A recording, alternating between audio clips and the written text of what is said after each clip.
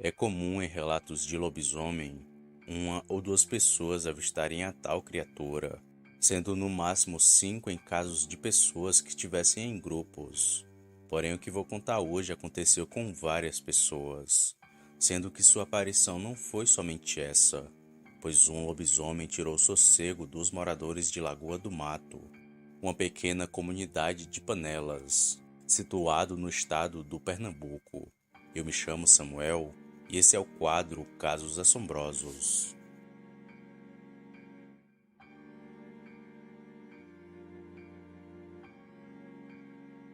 Tudo começou quando um ônibus escolar foi atacado pelo tal lobisomem. E só após o ataque que as aparições tomaram grande notoriedade.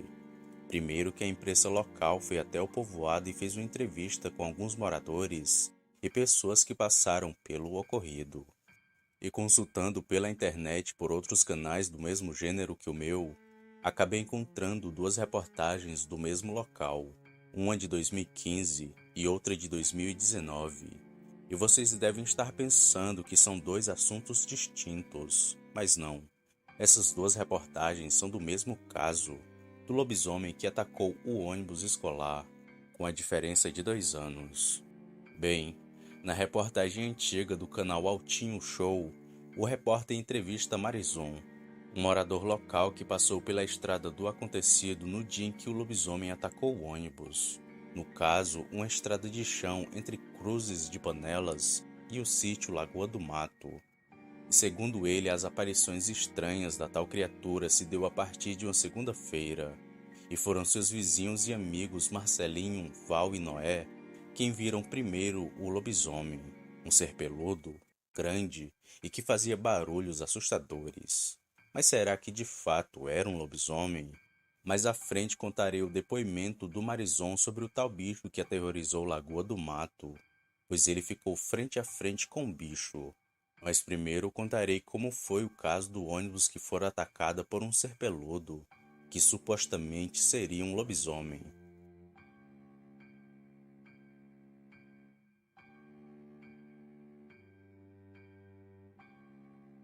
Primeiramente, deixe-me contextualizar o ocorrido.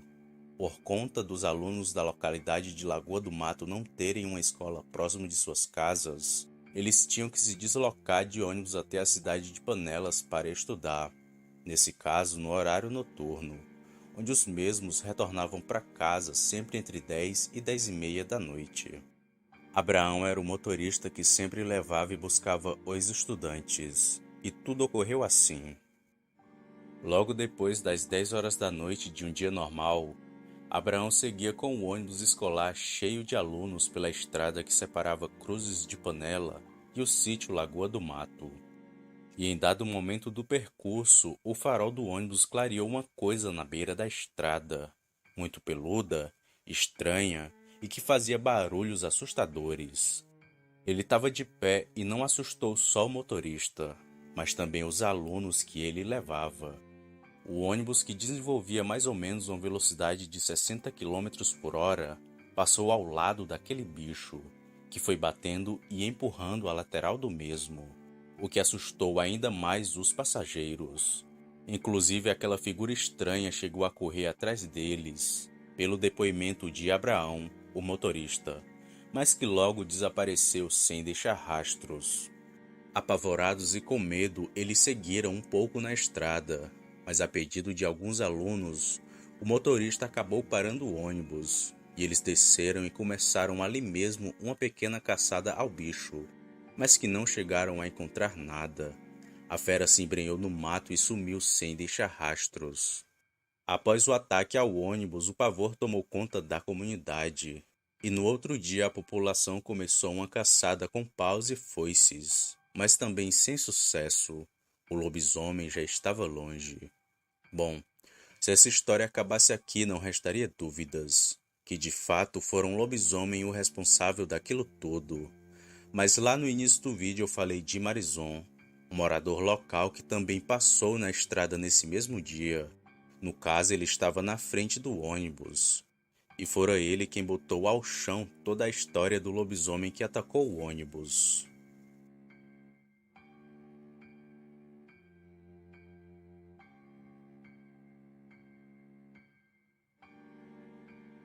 Marizum era um estudante e tinha ido até Panelas para assistir a aula, também no período noturno.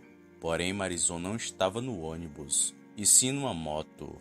E após o pedido de Abraão, ele foi na frente junto com seu amigo. Então os dois se dirigiram de volta para casa pela estrada de chão, um em cada moto, entre Cruzes de Panela e Lagoa do Mato. E primeiramente avistaram o cocheiro aberto. E para quem não sabe o que é cocheiro ou cocheira, dei uma pesquisada rápida e vi que era a porteira onde se guarda o gado, ou o local onde ele come.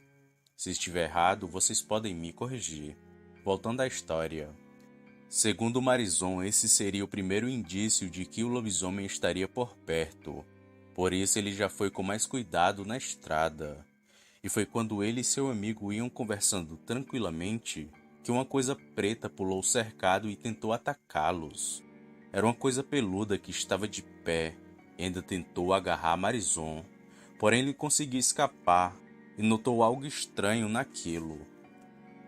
O suposto lobisomem parecia usar uma máscara, e segundo o que foi dito na entrevista ao canal Altinho Show, aquilo estava vestido com uma roupa de vaqueiro e segurava uma lanterna, sendo que também tinha algo cobrindo os braços, que se assemelhava muito com um tapete.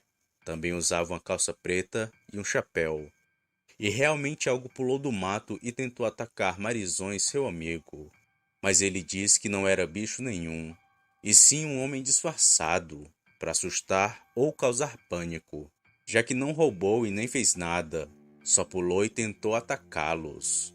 E como Abraão vinha logo em seguida atrás de Marizon, ele clareou o bicho com o farol do ônibus, passando bem ao lado dele, fazendo com que o mesmo conseguisse bater na lateral, causando pavor e medo nos estudantes. E surgindo assim o caso do lobisomem de Lagoa do Mato. Bom, apesar do relato do Marizon, os moradores ainda ficaram com medo, já que muitos juraram terem visto algo de noite, coisa que foi mostrada na primeira e segunda reportagem.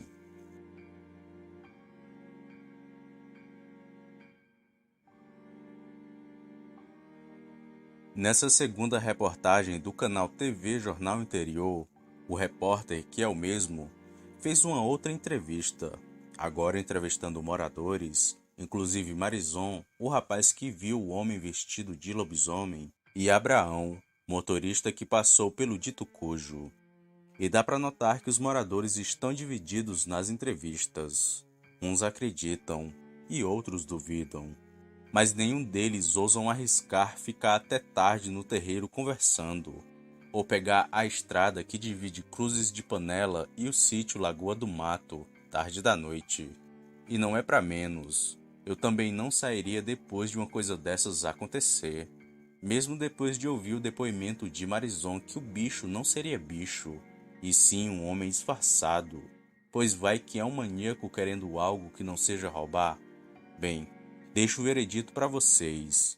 Foi ou não foi um lobisomem que aterrorizou Lagoa do Mato? Deixem suas opiniões nos comentários abaixo, pois elas são importantes. E quem tiver alguma novidade do caso pode postar e comentar, pois terei o prazer de pesquisar e trazer aqui para todos verem.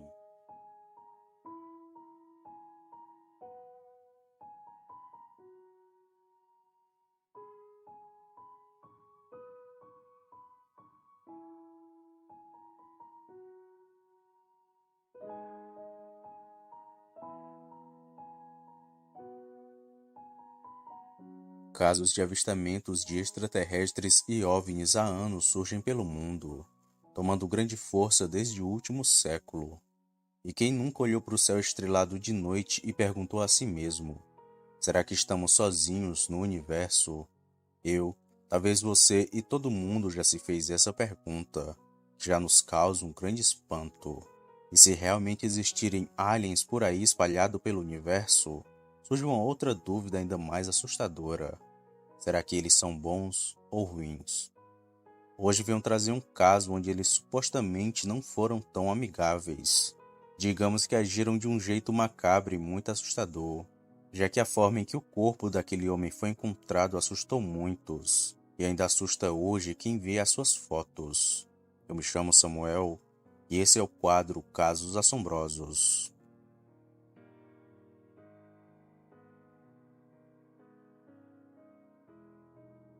Antes de começar, deixe-me esclarecer algo.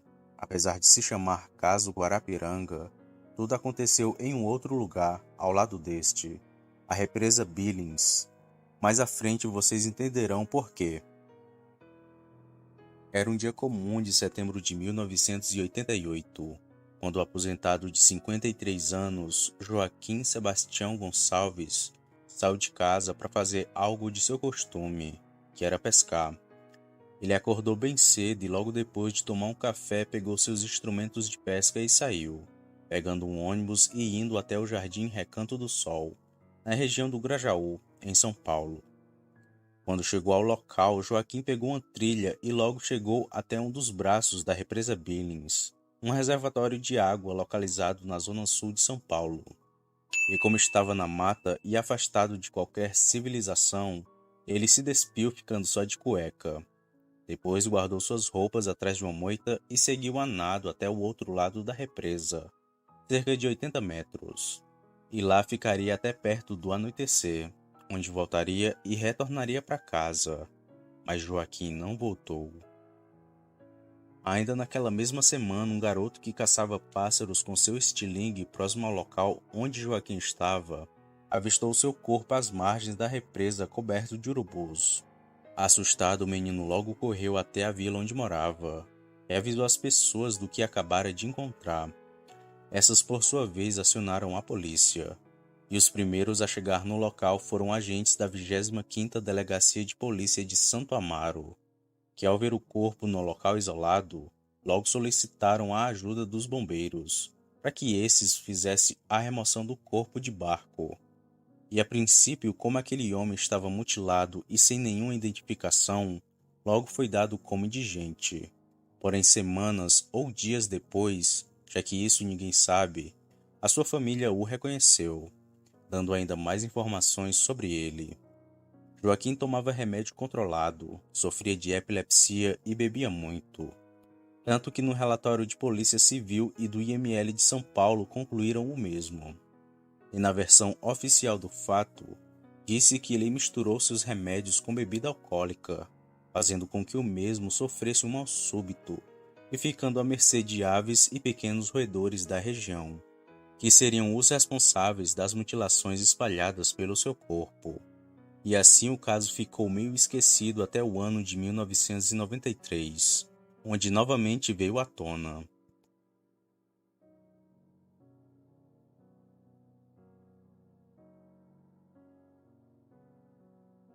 Publicado pela primeira vez em setembro de 1993 pela revista UFO, o incidente que inicialmente levou o nome de Caso Guarapiranga tomou grande notoriedade pelos amantes da ufologia, pois nele trazia um caso de suposta abdução alienígena, além da vítima ter sido encontrada com diversos traços de mutilações, muito parecidas com as encontradas em animais que eram e ainda são mutilados em todo o mundo, muitas das vezes associados a abduções alienígenas.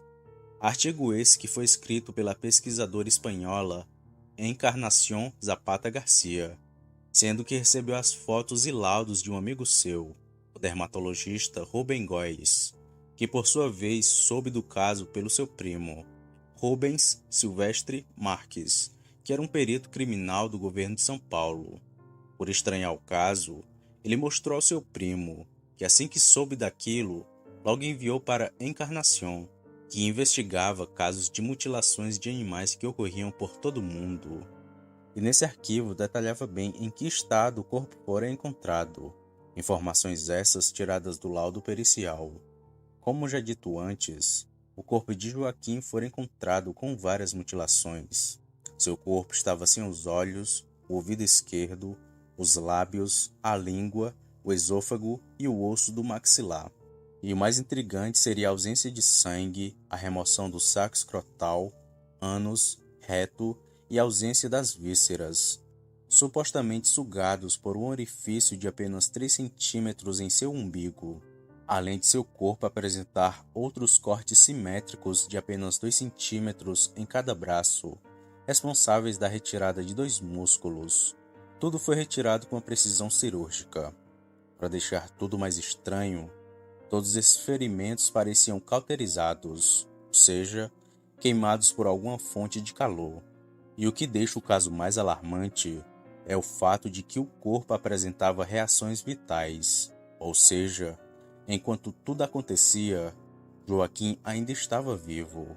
Mas será que realmente tudo foi obra de alienígenas e que o pobre pescador tenha sido vítima de seres desconhecidos? Uma outra publicação da revista UFO de 2002 sugere o contrário.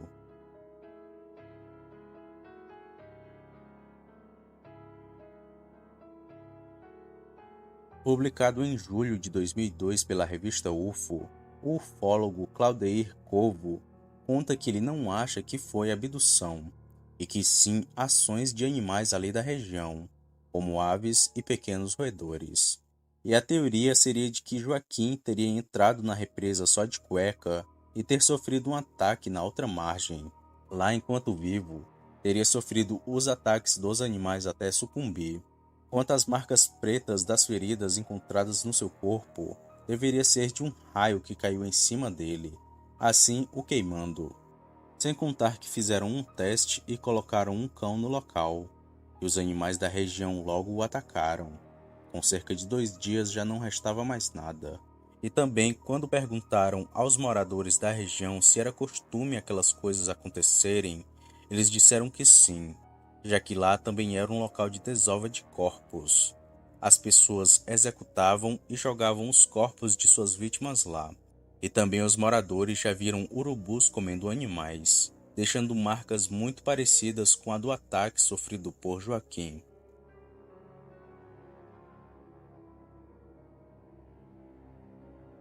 Bom, quem está falando a verdade? Encarnação ou Claudeir? Tem tudo para dar certo, mas tem tudo para dar errado. Vendo pelas fotos, percebe-se mesmo marcas estranhas no corpo de Joaquim, como se elas estivessem queimadas ao redor. Porém, ele sofria de epilepsia, e no local tem muitos animais carniceiros, como relatado por moradores. E deixo 2 perguntas para vocês. Tudo isso foi obra de seres extraterrenos? E que Joaquim realmente foi mutilado por eles? Ou que ele sofreu um ataque e foi comido por animais nas margens da represa? Deixem suas opiniões abaixo, pois elas são importantes. Quem quiser ver as fotos do caso, deixarei alguns links na descrição. Vejam por sua conta e risco.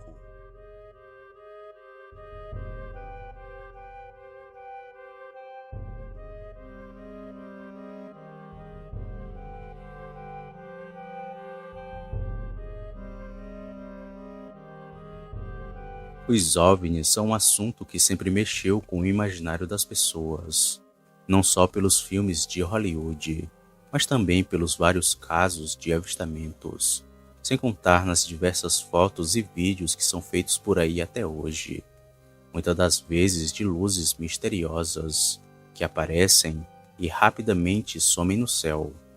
Aqui no Brasil temos diversos casos, muitos até bem famosos como o ET de Varginha. Mas hoje trarei um caso macabro e bem assustador, de um homem que supostamente fora derretido por uma bola de fogo em Araçariguama, cidade de São Paulo, que há muito tempo não se tem explicação. E hoje trago aqui no canal para narrar esse trágico caso comigo, o meu amigo Bruno do canal Relatos do Frank. E para quem não conhece ele, o link do seu canal estará na descrição e também no primeiro comentário fixado abaixo. E assim como o meu, o canal dele também é de relatos. Podem ir lá e deixar a inscrição, pois não irão se arrepender. Eu me chamo Samuel e esse é o quadro Casos Assombrosos.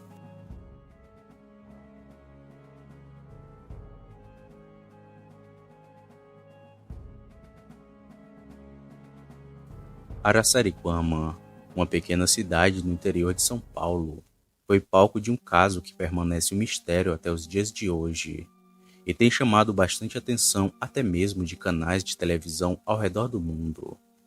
Tudo isso é devido ao fato de que um homem morreu de maneira misteriosa e totalmente incomum.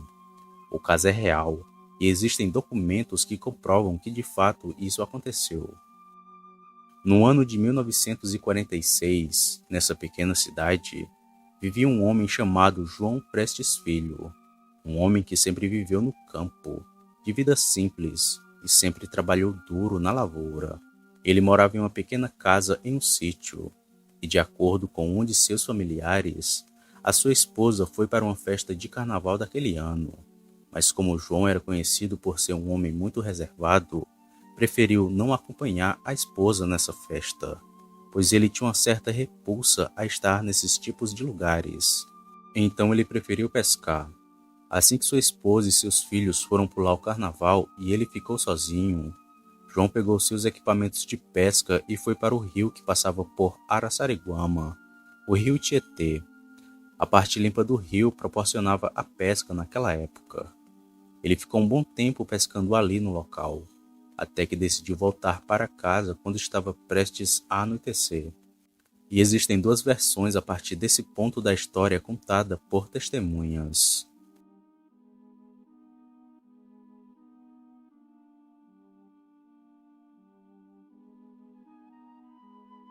A primeira versão é que quando João chegou em sua casa, ele se deparou com a residência trancada, pois sua esposa e filhos ainda não haviam chegado da festa de carnaval, e nesse momento apareceram bolas de fogo que flutuavam atrás dele. Bem, a outra versão é que ele chegou em casa e a porta estava destrancada, porém a janela estava aberta. Então, quando ele foi abri-la, viu do lado de fora uma bola de fogo que flutuava e emitia um brilho muito forte. Quando João abriu a janela, essa bola de fogo entrou dentro do quarto e no susto o João caiu no chão e tentou se defender. E aí ele começou a sentir parte do seu corpo queimando. Muito assustado, ele pegou uma manta e começou a se enrolar. Logo depois, ele saiu correndo para pedir ajuda na vila, onde hoje é o centro da cidade. Ele correu cerca de 2 quilômetros até chegar à casa da sua irmã. Desesperado, quando ele chegou na casa da sua irmã, João pediu que ela chamasse um médico. A princípio, sua irmã pensou que João poderia ter se acidentado com algum tipo de material inflamável e pediu ajuda aos vizinhos. Quando os vizinhos entraram na casa, viram uma cena perturbadora. O João estava queimado, porém de dentro para fora. Suas roupas e cabelos estavam intactos, como se ele fosse queimado por um micro-ondas, o que chamava muito a atenção. O detalhe mais bizarro é que os seus músculos e tendões começaram a se desprender dos seus ossos, ou seja, ele literalmente estava derretendo. Naquele momento, o João ainda estava consciente. Ele dizia que não foi uma pessoa que fez aquilo com ele, e sim uma bola de fogo, ou algo de outro mundo. Importante lembrar que naquela época, muitos casos misteriosos eram mesclados com coisas sobrenaturais. Muitas pessoas alegavam que o João foi vítima do boitatá ou até mesmo da mula sem cabeça. Bem, quanto mais o tempo passava, mais piorava a situação do João. Um sobrinho dele disse que quando ele saiu de sua casa, ele já não conseguia mais usar os seus braços. Então o João teve que abrir a porta girando a maçaneta com a sua boca. Um dos vizinhos da sua irmã era enfermeiro. Ele foi até a casa da sua irmã, porém quando ele chegou lá, não havia muito o que ser feito para ajudar o João. O seu caso era grave e ele estava com feridas grandes. O João em um certo ponto já não conseguia mais falar. O seu maxilar estava deslocado. Ele apenas gemia de dor. As pessoas tentaram levar o João para o hospital, mas ele chegou sem vida. O mistério então permaneceu. Foi feita uma perícia na sua casa, mas não foram encontrados sinais de queimaduras pela casa, ou vazamentos de gás ou querosene da lamparina. Tudo estava intacto, somente o João havia se queimado naquela residência. Tamanha foi a estranheza que esse homem teve a sua vida ceifada. Muitos moradores da região começaram a associar a sua morte com o ataque de uma criatura do folclore brasileiro, e também surgiram novos casos.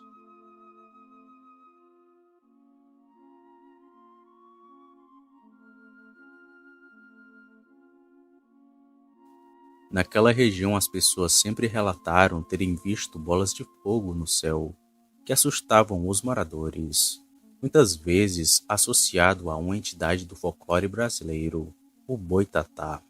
A lenda ninguém sabe ao certo quando surgiu, já que seus primeiros avistamentos datam de séculos atrás, dos índios nativos do Brasil, que diziam que uma serpente de fogo queimava as pessoas más que desmatavam e atacavam a natureza.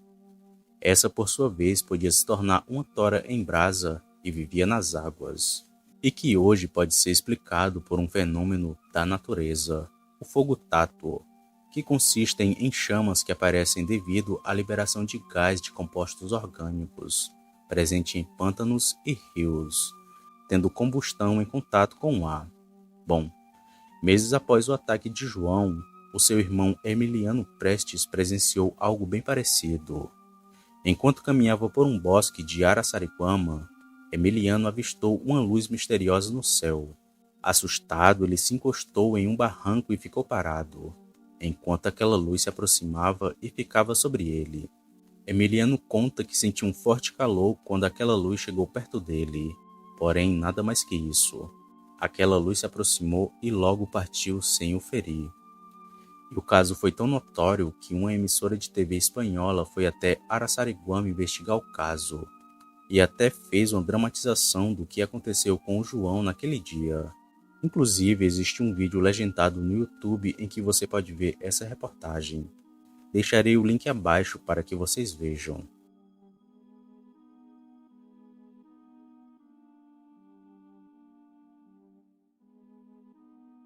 Esse caso é objeto de debate até os dias de hoje. Muitas pessoas relatam que poderia ter sido ataque de seres de outro mundo, visto que tem histórico de supostos ataques alienígenas hostis, como o caso da Ilha do Caranguejo, no Maranhão, e o caso do Chupa-Chupa, em Colares, no Pará. Mas e você? O que acha desse caso? Deixe sua opinião aqui nos comentários, pois ela é importante. Se você conhece esse caso e o que acha que aconteceu. E meu profundo agradecimento ao Bruno, do canal Relatos do Frank, por ter feito uma participação no vídeo. E novamente, para quem não o conhece, o link do canal Relatos do Frank estará na descrição e também no primeiro comentário fixado abaixo. E você, se chegou até aqui, meu mais singelo obrigado. Se é inscrito, deixa o like e compartilhe o vídeo, para que mais pessoas possam assistir. E se não é inscrito, me convido a fazer sua inscrição apertando no botão vermelho abaixo. Ative também o sininho para não perder nenhuma notificação. Bom, eu me despeço de todos e fico por aqui. Fiquem com Deus e até a próxima.